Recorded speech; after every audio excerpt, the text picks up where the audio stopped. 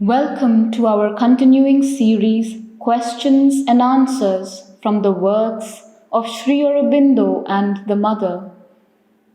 Today's subject is Inertia, Part 4, from Sri Aurobindo.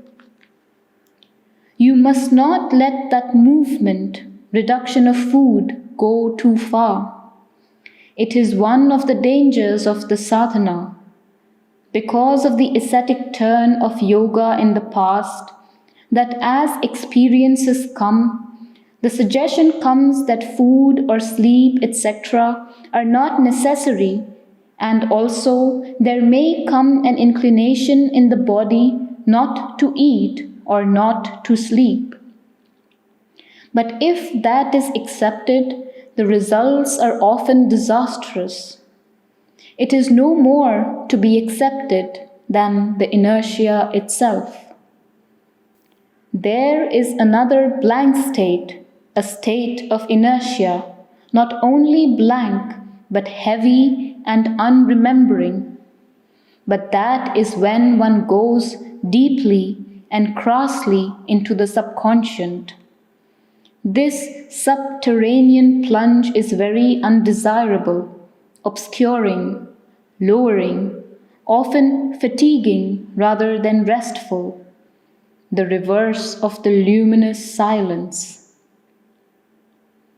The running away in dream is a symbol of the inertia in part of the being which allows the forces to invade, drawing back from them and losing ground instead of facing and destroying them. It is obviously an attack which falls upon your nervous system through the subconscious. It comes in sleep because in the waking consciousness you are more on your guard and able to react against attacks.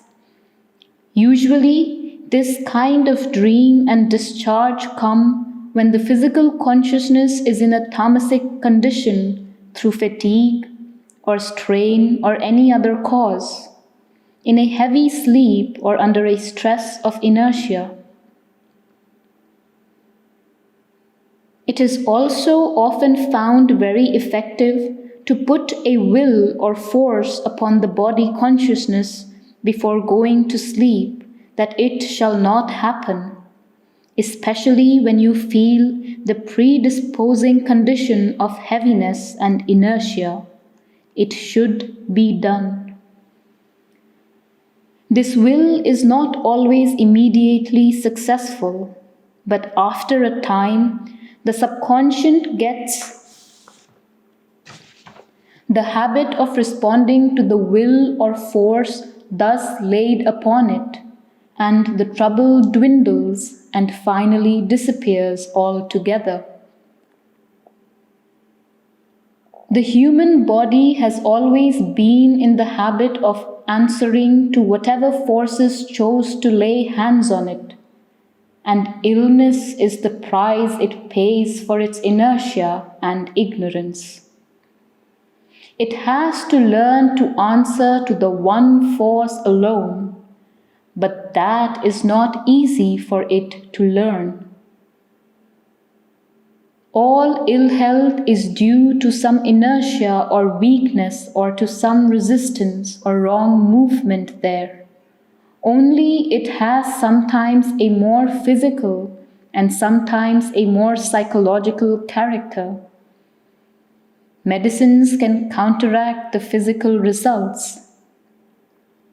Certainly one can act from within on an illness and cure it. Only it is not always easy, as there is much resistance in matter, a resistance of inertia.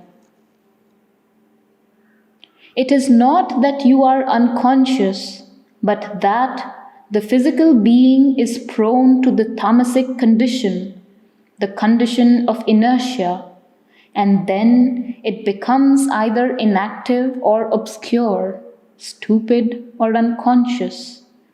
When the tamas goes away, the condition becomes bright, and what was difficult before becomes natural and easy.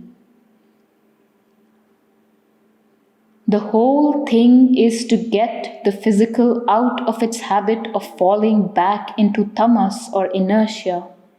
And that can be done by opening and accustoming it to the action of the force.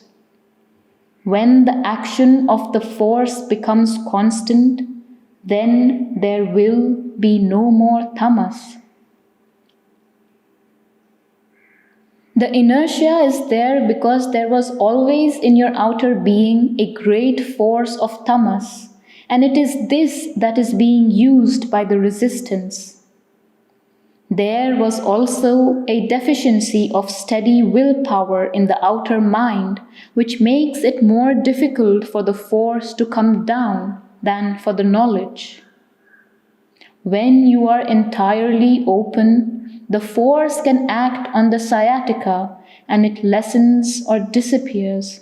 But with the consciousness blocked by the inertia, these difficulties come in the way. If you cannot get rid of the sciatica by inner means, the medical remedy, not for curing it, but for keeping free as long as possible, is not to fatigue yourself. It comes for periods which may last for weeks, then suddenly goes. If you remain quiet physically and are not too active, it may not come for a long time. But that, of course, means an inactive life, physically incapable. It is what I mean by eternizing the sciatica, and the inertia also.